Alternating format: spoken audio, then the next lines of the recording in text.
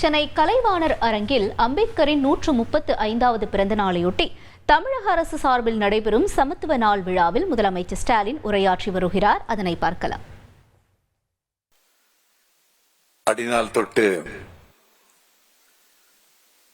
அடிமைகளாய், தொழும்பர்களாய், ஆதிக்க சாதிகளின் சவாரி குதிரைகளாய், தாழ்த்தப்பட்டோர் அல்லுற்று தணலிலே மெழுகாய் தவிதவித்து கிடந்த நிலை மாற்றிட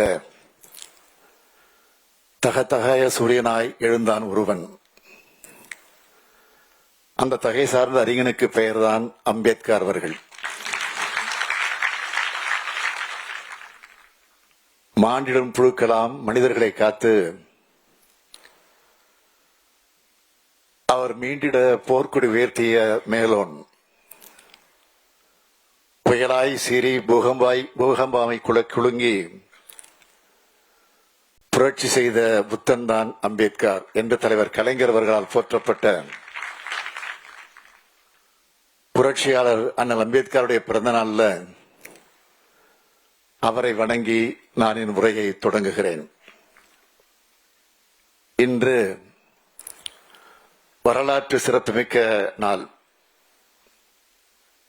இந்த சமூகத்தில் நிலவும் சாதிய ஏற்றத்தாழ்வுகளை, தீண்டாமை குற்றங்களை உள்ளிட்டவற்றுக்கு எதிராக முழங்கி வரலாற்றை மாற்றி புரட்சியாளர் அம்பேத்கருடைய பிறந்த நாள். அதனாலதான் நம்ம திராவிட மாடல் ஆட்சியில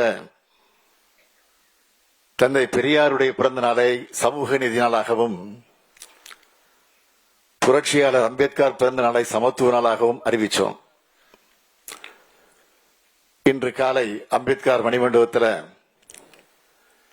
சமத்துவ நாள் உறுதிமொழி எடுத்துக்கிட்டு தான் இந்த நிகழ்ச்சிக்கு வந்திருக்கிறோம். சமத்துவத்தை நோக்கி நம்முடைய சமூகம் வேகமாக நகரணும்.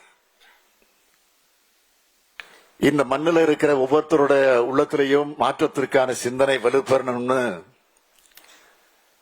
அந்த அடிப்படையில் தான் இந்த முன்னெடுப்பை எடுத்திருக்கிறோம். புரட்சியாளர் அம்பேத்கரை உயர்த்தி பிடித்து கொண்டாடும் இயக்கம் தான் திராவிட இயக்கம். அவர் எழுதின சாதிய ஒழிக்க வழி நூலை 1930ஆம் ஆண்டே தமிழில் வெளியிட்டவர் தந்தை பெரியார் அவர்கள்.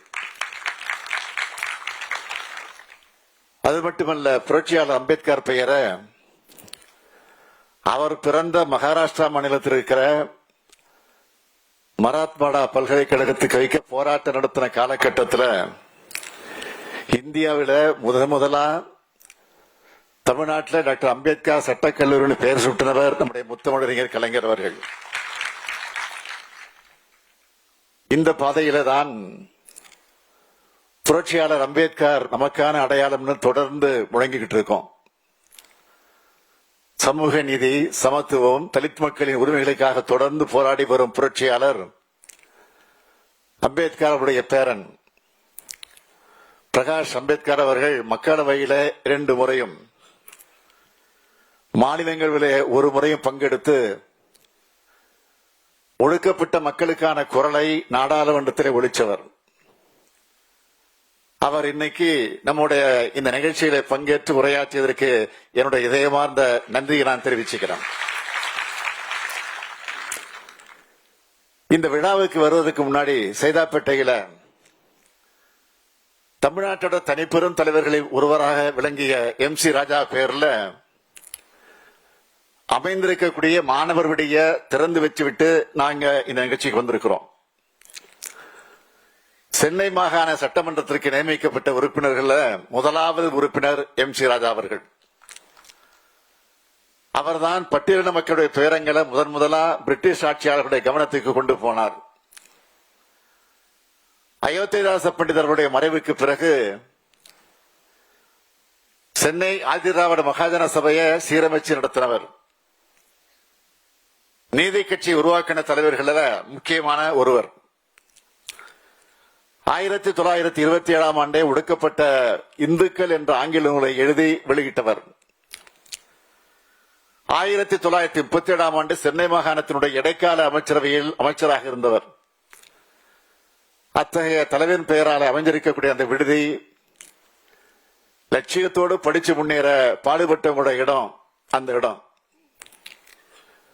ஒரு பானை சோற்றுக்கு ஒரு சோறு பதம்னு சொல்லுவாங்க. இந்த மேடையில நம்முடைய சகோதரர் திருமாவளவன் அவர்கள் மகிழ்ச்சியோடு அமர்ந்திருக்கிறார். காரணம், அவரும் அந்த விடுதியில தங்கி படிச்சவர் தான்.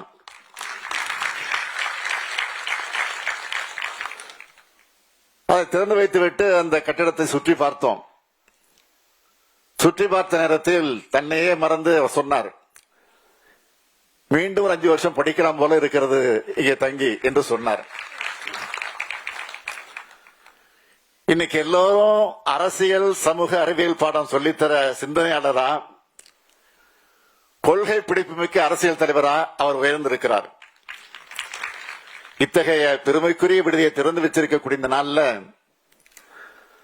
அந்த விடுதியில முகப்புறத்தில் பெருந்தலைவர் MC ராஜாவுடைய மார்பளவு சில மிக விரைவில் வைக்கப்படும் என்பதை மகிழ்ச்சியோடு பெருமையோடு நான் இந்த நிகழ்ச்சியில் அறிவிக்கிறேன். இன்னைக்கு திராவிட மாடல் ஆட்சியில எண்ணிலடங்கா சாதனைகளை செஞ்சுக்கிட்டு இருக்கோம்.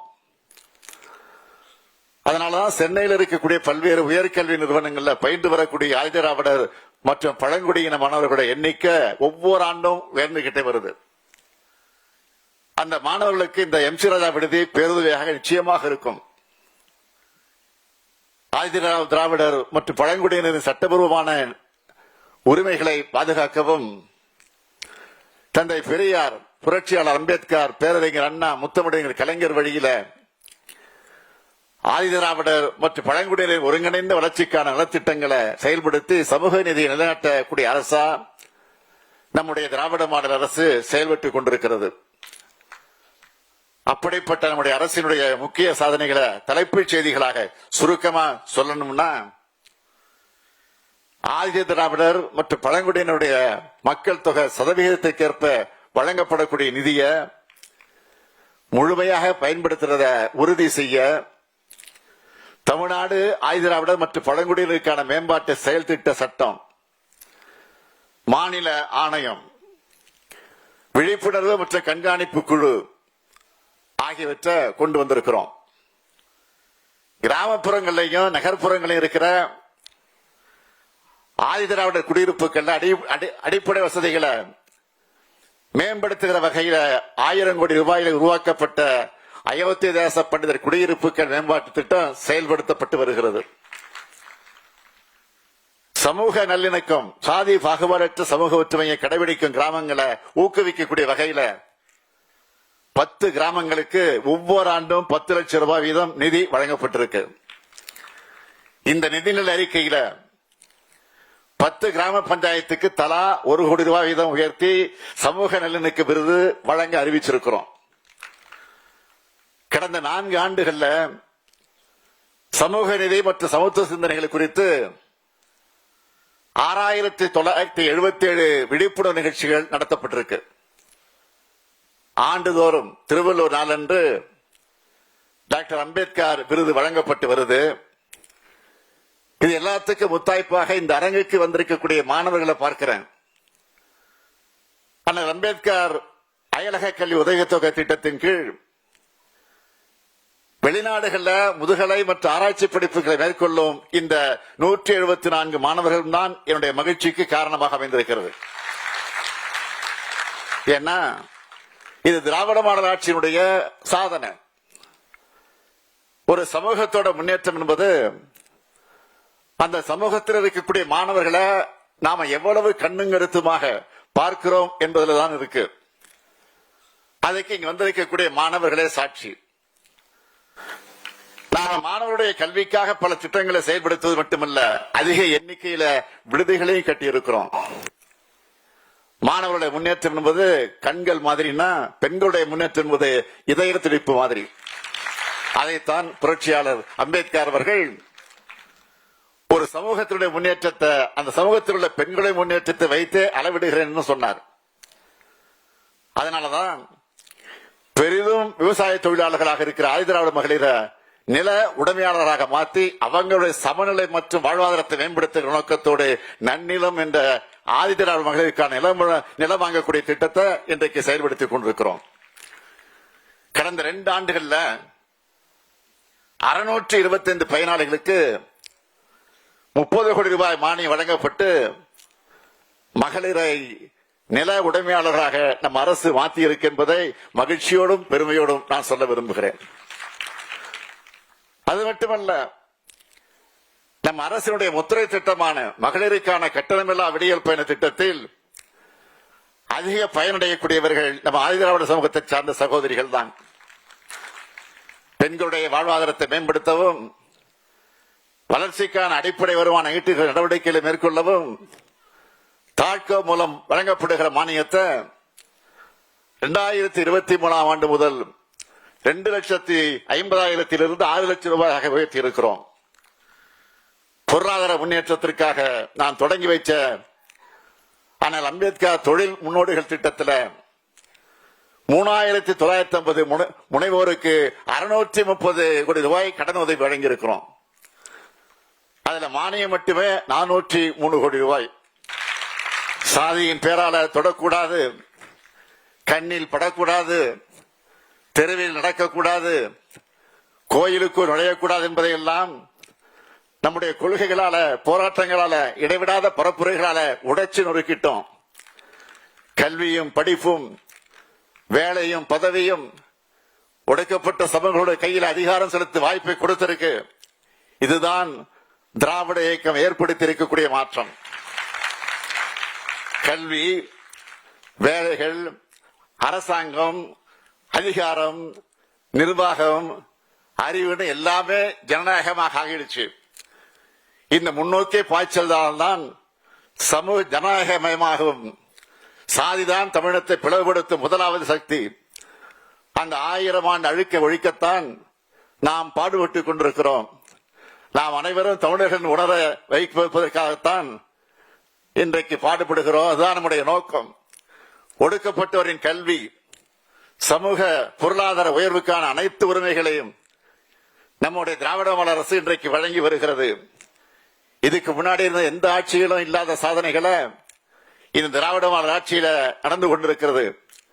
இன்னும் பெருமையோடு சொல்லணும்னா, ஆதிதிராவிடர் மற்றும் பழங்குடியின மக்கள் முன்னேற்றத்திற்கு திட்டங்களை வழங்குறதுல, நிதியை வழங்குறதுல, தொழில் முனைவர்களாக உயர்த்துறதுல, மாணவர்களை உயர்கல்விக்காக வெளிநாட்டுக்கு அனுப்புறதுல, வன்கொடுமைகளை குறைச்சதுல, சமூக சமத்துவத்தை நிலைநாட்டுவதில் நம்ம திராவிட மாடல் ஆட்சி காலம் தான் பொற்காலம் என்பதை நாளை நெஞ்சை நிமிர்த்தி நான் சொல்ல முடியும்.